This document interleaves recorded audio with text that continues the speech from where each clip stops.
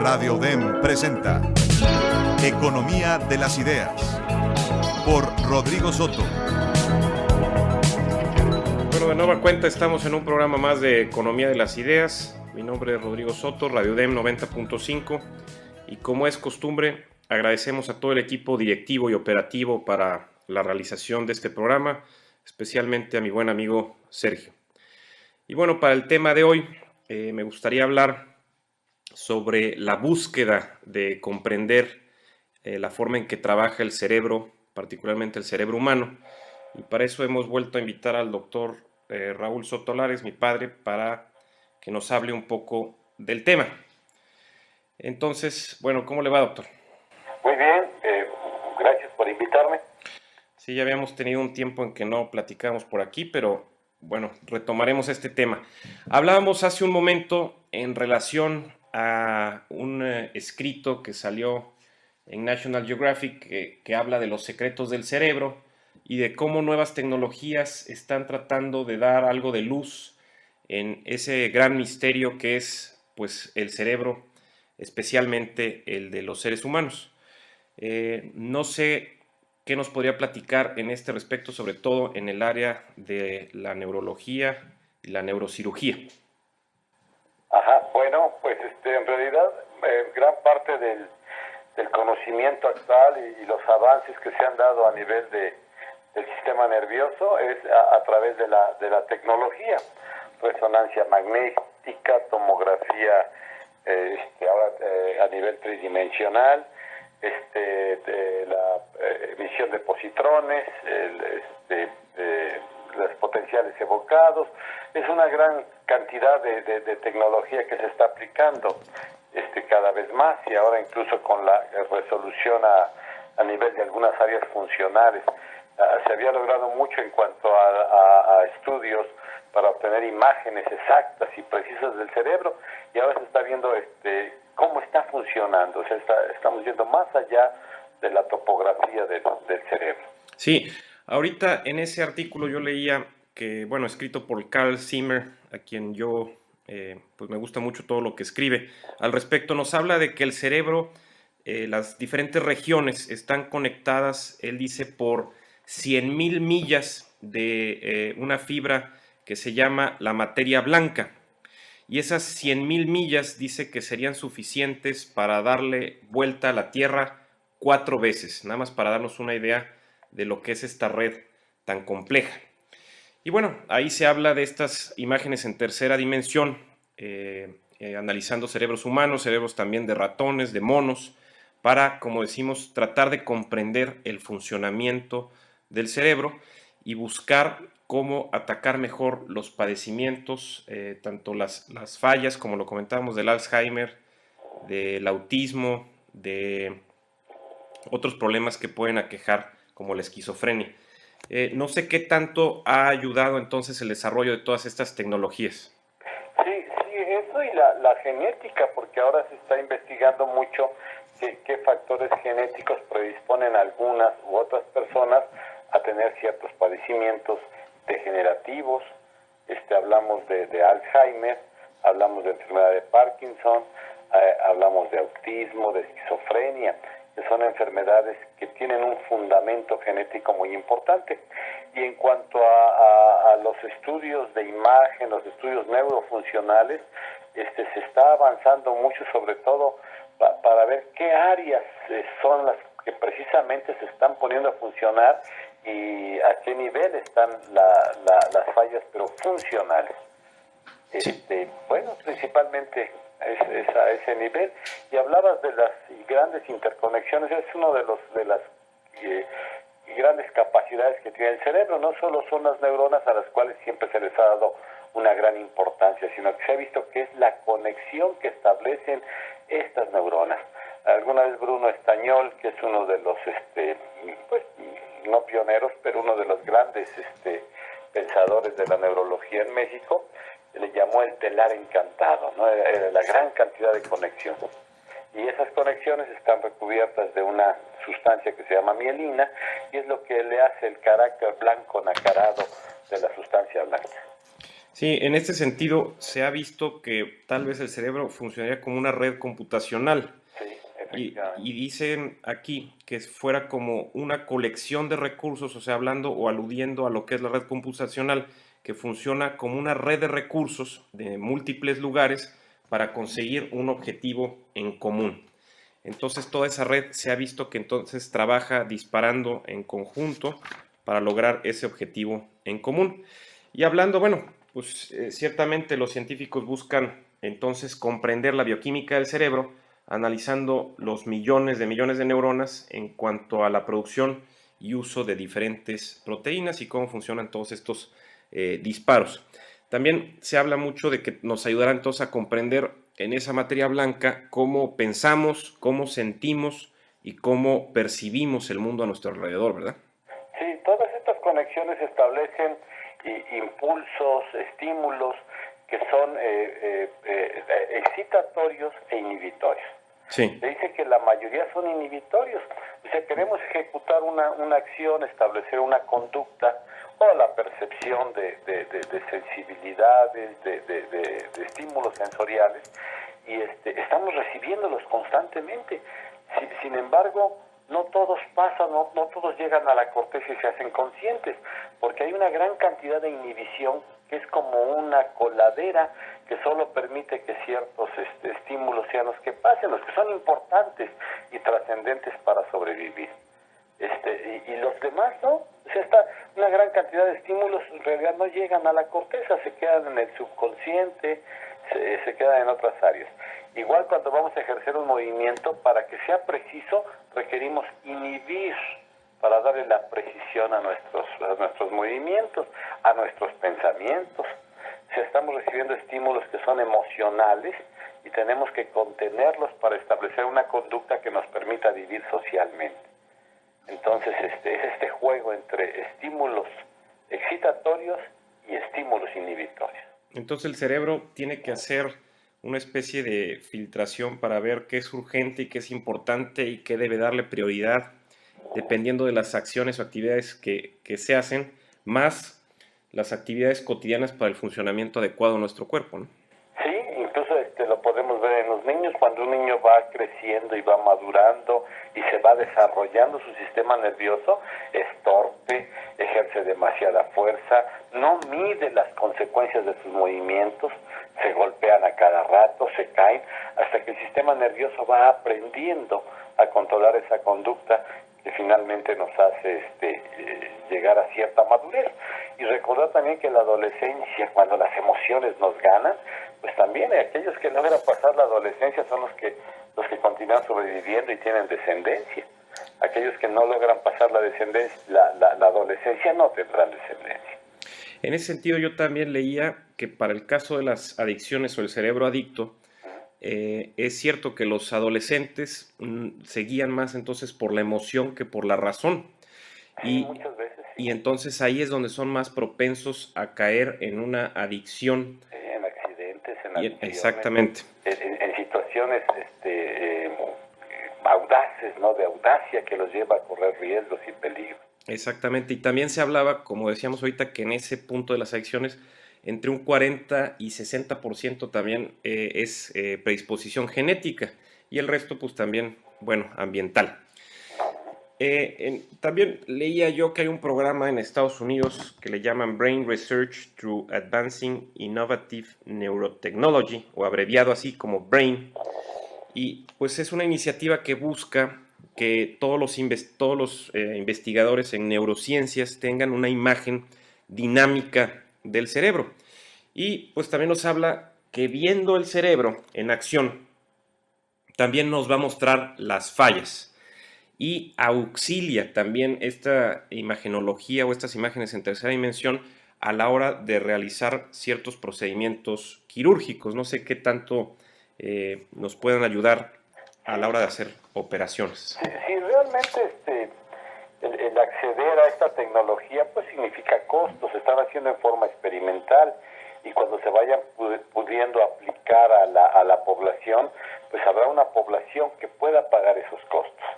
Y esta tecnología permite pues poder visualizar el cerebro para poder planear una estrategia quirúrgica, sobre todo en lesiones que son muy profundas. Y durante mucho tiempo se usó la estereotaxia, en la cual se hacían mediciones muy precisas del cerebro para llegar exactamente a los puntos adecuados.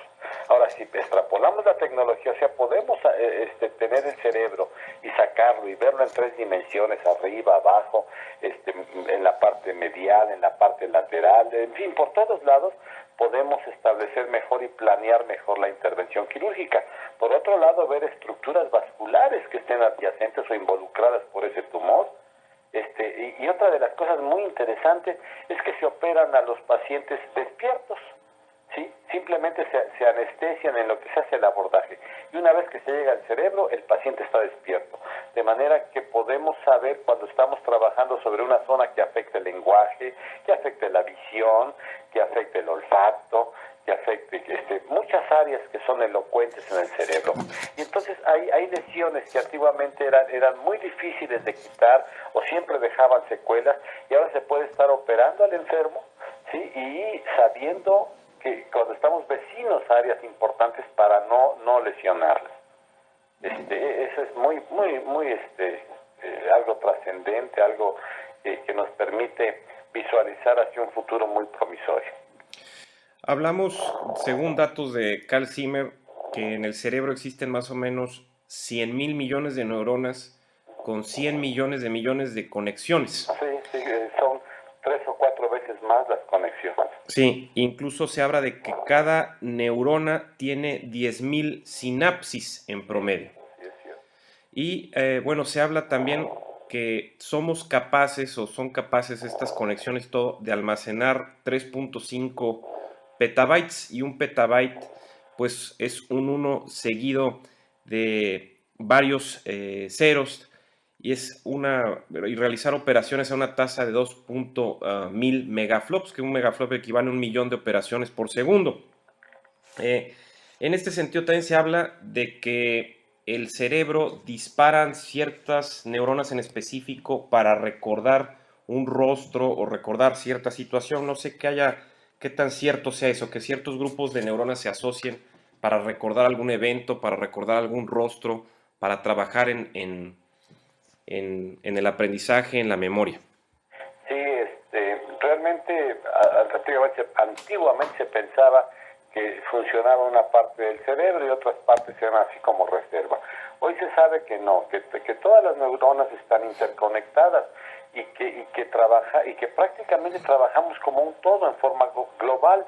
Puede ser que en algún momento en que estamos visualizando una imagen esté trabajando más el área visual. Puede ser que cuando estemos escuchando esté trabajando más el área de la audición y el área que controla la percepción y lo que quiere decir ese lenguaje. Sin embargo, las otras áreas también están trabajando. Por ejemplo, si queremos establecer alguna conducta, vamos a suponer del deporte, lanzar una pelota, lanzar un balón, golpear una pelota y visualizar hacia dónde la vamos a meter, está interviniendo la memoria que hemos estado ensayando, que hemos estado aprendiendo. Se establece el área que estamos pisando, se establece la presión, la fuerza de nuestras piernas, la posición, todo está trabajando, se está integrando en un mismo acto para establecer una conducta. Y en cuanto a la memoria y los rostros, hay varias áreas en la corteza cerebral que están fijando la memoria a largo plazo. El hipocampo sería la memoria a corto plazo, y de ahí se establece lo que más tenemos que memorizar, lo que más estamos ensayando, lo que más es importante y que se plasma en nuestra memoria cortical. Pueden ser rostros, pueden ser imágenes, pueden ser percepciones musicales, según la importancia que le estemos dando. Ahora, esto de la memoria también tiene que ver con la capacidad cerebral e individual de cada persona, que está determinada por genética y bueno, y aquel entrenamiento que esté teniendo para volverse hábil en cierta actividad, en cierta conducta. ¿Sí? Bueno, para darnos una idea del trabajo que implica estas imágenes en tercera dimensión, se habla, por ejemplo, de que los ratones cuentan con alrededor de 70 millones de neuronas.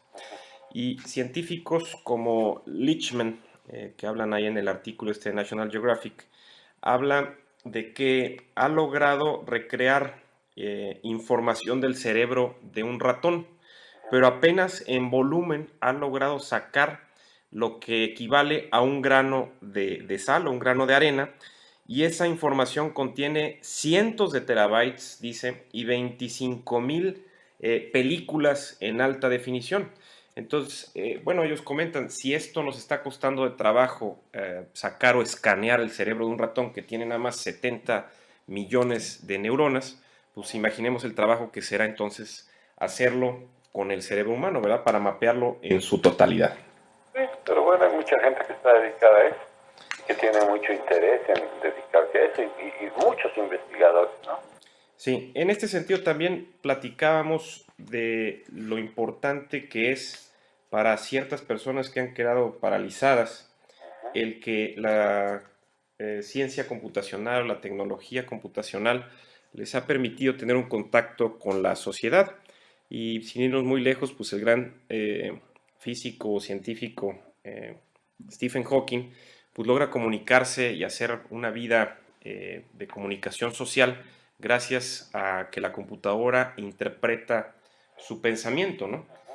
En este sentido, se habla también en el futuro de trajes que puedan ser como exoesqueletos, que permitan a estas personas reincorporarse de forma biónica a sus actividades, ¿no? Y poder moverse o poder caminar, poder transportarse y tal vez hacer una vida, entre comillas, normal, ¿verdad? No sé qué podría Sí. comentarnos al respecto. Bueno, ve la película de Avatar, ¿no? Avatar es aquel tipo paralítico de sus piernas, sí, que en algún momento logran que él pueda volver a utilizar sus piernas, utilizando su mente y trasladando su mente hacia otro personaje. Y yo creo que, bueno, pues todo eso promete ser una realidad, como algo así de Julio Verne, ¿no? Muchas cosas, de hecho, todo esto nace de lo que se está haciendo, de lo que se está visualizando como un porvenir. Cuando hablabas de las imágenes que recordamos y cómo vamos integrando la imagen de alguna persona, bueno, se me ocurre pensar que es todo un lóbulo para el área visual. El lóbulo occipital está encargado de las imágenes, de recoger las imágenes, de mantenerlas, de estructurarlas.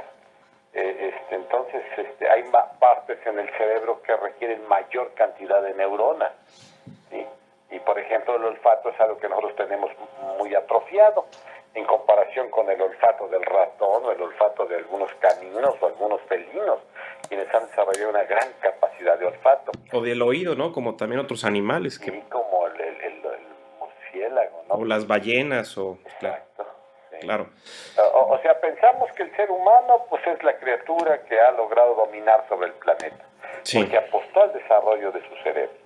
Otros animales apostaron al desarrollo de la capacidad visual, al desarrollo de establecer el arte de volar, otros han apostado al olfato, otros han apostado a una extraordinaria capacidad de reproducción, y en estos desarrollos de diferentes especies de animales, muchísimos se han extinguido, porque apostaron erróneamente y no se adaptaron a las exigencias del mundo, ¿no?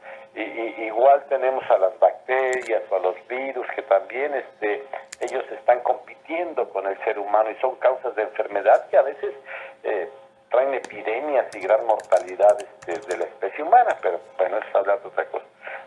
Esto de hacer, así como hemos hecho las máquinas como una extensión de nuestros brazos, de nuestras piernas, los carros, como una extensión de nuestra capacidad visual, los telescopios, los grandes telescopios que nos permiten ver más allá de nuestras capacidades propias, de nuestros órganos sensoriales.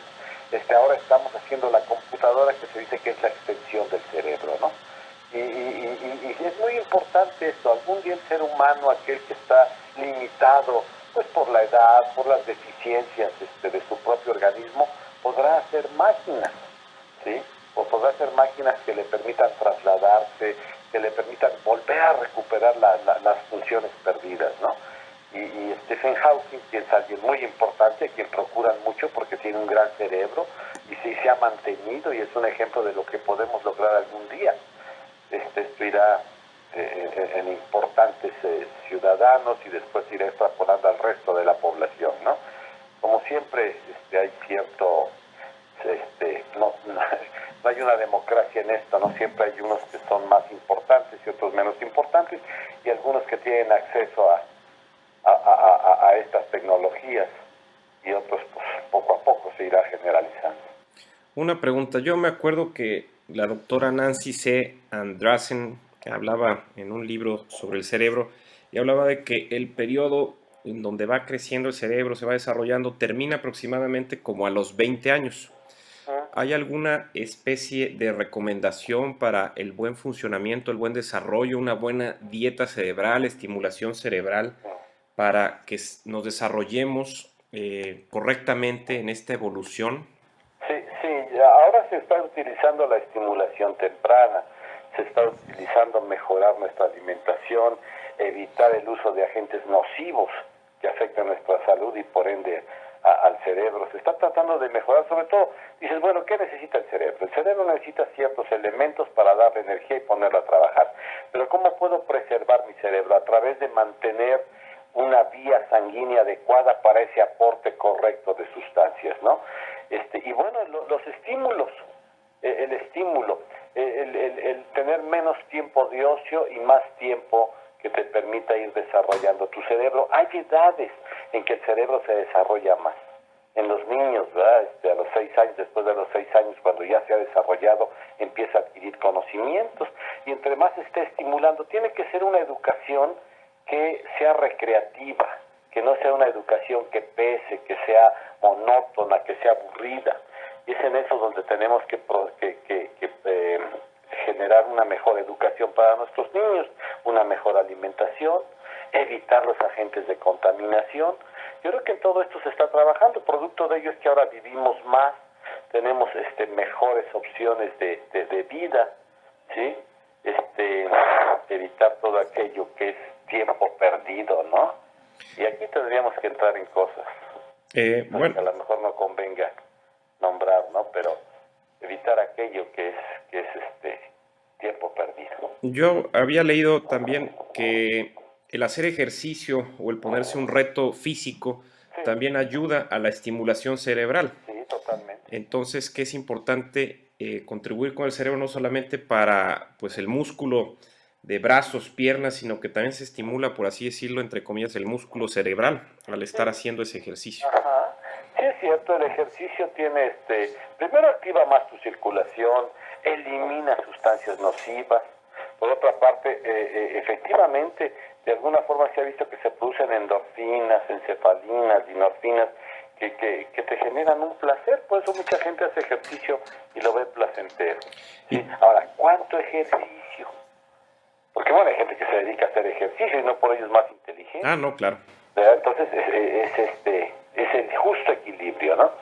También se habla de que aquellas personas que, a pesar de que entran en una edad, entre comillas, también de jubilación, pero se mantienen activas, trabajando, escribiendo, dando clases o haciendo proyectos personales, pero que les imponga un reto mental también, Sí. pues también logran vivir más, ¿no? Porque el cerebro está estimulado. Un cerebro estimulado también ayuda a que se viva un poco más o se aumente esa longevidad, ligado con ejercicio, ¿verdad? Pero aquel cerebro que se encuentra atrofiado o en desuso, pues también puede caer en depresión o en otras cosas que no. Exacto, yo creo que el sentirse importante, también el aspecto emocional aquí es muy importante, ¿no? Cuando tú te sientes útil, cuando tú sí te sientes, tienes expectativas de seguir progresando, yo creo que eso es algo, ¿no? Es la motivación también. Sí, es parte de la motivación de dejar algo, de compartir, de sentirse parte de toda esta sociedad y que se está contribuyendo algo aparte de todo lo que se recibe. Sí. Bueno, en este sentido, ¿cuál sería el futuro entonces de la neurología y neurocirugía con estos avances, con la tecnología? A veces se ha hablado, ya ves, Jorge Soto nos ha dicho, mi hermano, tu hijo, que tal vez los médicos sean más interpretativos en cuanto entre todo este avance o desarrollo tecnológico, pero en el caso del cerebro, pues es muy difícil dejarle todo el trabajo a una máquina sin la interpretación correcta del hombre y la toma de decisiones, que es bastante complicado. Sí, llama la intuición. La máquina no tiene intuición.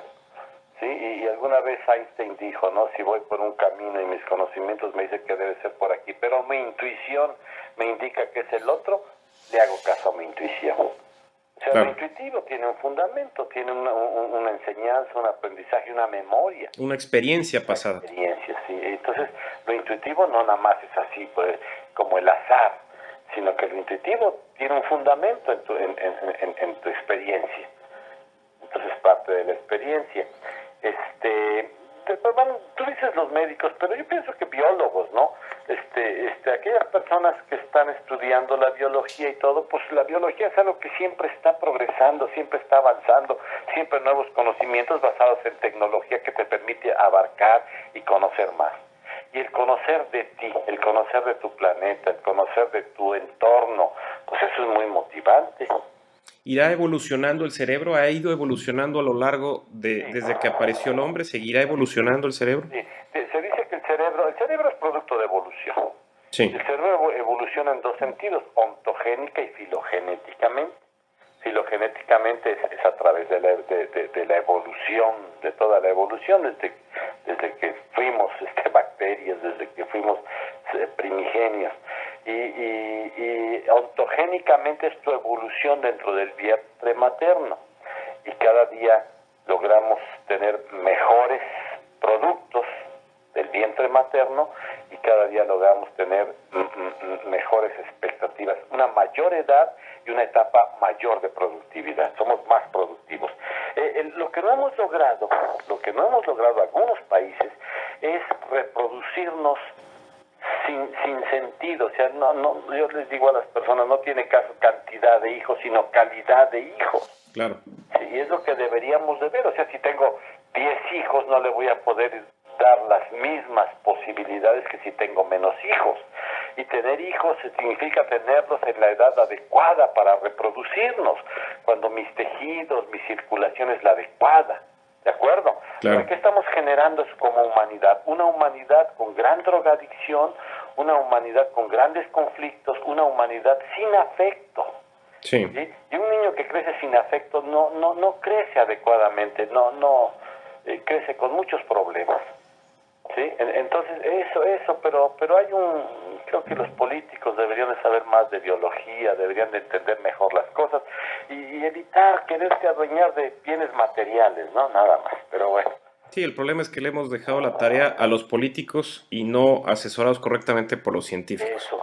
Afortunadamente ahora, como los reyes de antaño, se están rodeando de gente valiosa y esperemos que esa gente valiosa pueda influir en sus decisiones, claro. En sus decisiones, claro. Una última pregunta, pues ya estamos cerca del tiempo, nos quedan como 2 minutos, pero nada más, si retrocediéramos como en el Big Bang, que todo se dice, bueno, llegamos a un mismo punto donde nació todo. Si retrocediéramos en la inteligencia, hablando como tal, como el cerebro, parte de un solo punto también, o sea, podríamos decir, aquella primera bacteria o aquel organismo pluricelular o multicelular es nuestro origen y de ahí evolucionó toda la inteligencia. Por ahí podríamos decir eso, que partimos de un punto en el aspecto del cerebro. Sí, mira, las células se fueron agregando en organismos multicelulares, ¿sí? Sí. Y estos organismos multicelulares, cada célula empezó a tener algunas funciones, unas digestivas, unas de defensa, otras de movimiento, y embriológicamente el cerebro deriva igual de la piel, igual que la piel del ectodermo, ¿sí? O sea, el cerebro y la piel tienen un mismo origen embrionario.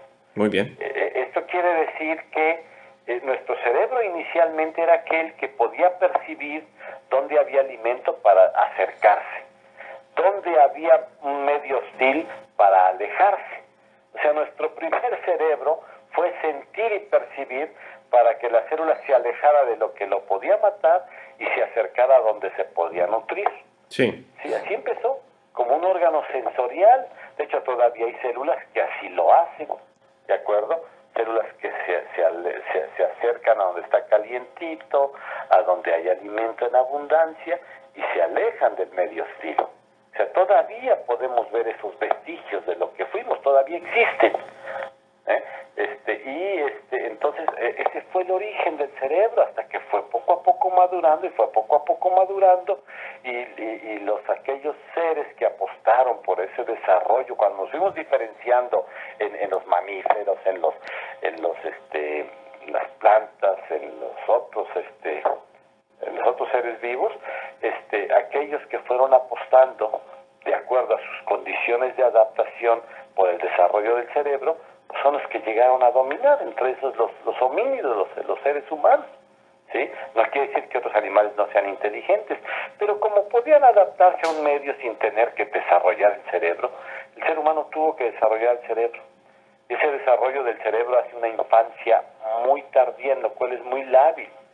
Bueno, ya sería explicar muchas cosas, cómo nos fuimos integrando en sociedad para poder sobrevivir y cómo apostar a eso nos hizo ser una de las tantas especies que hoy siguen vigentes en el mundo.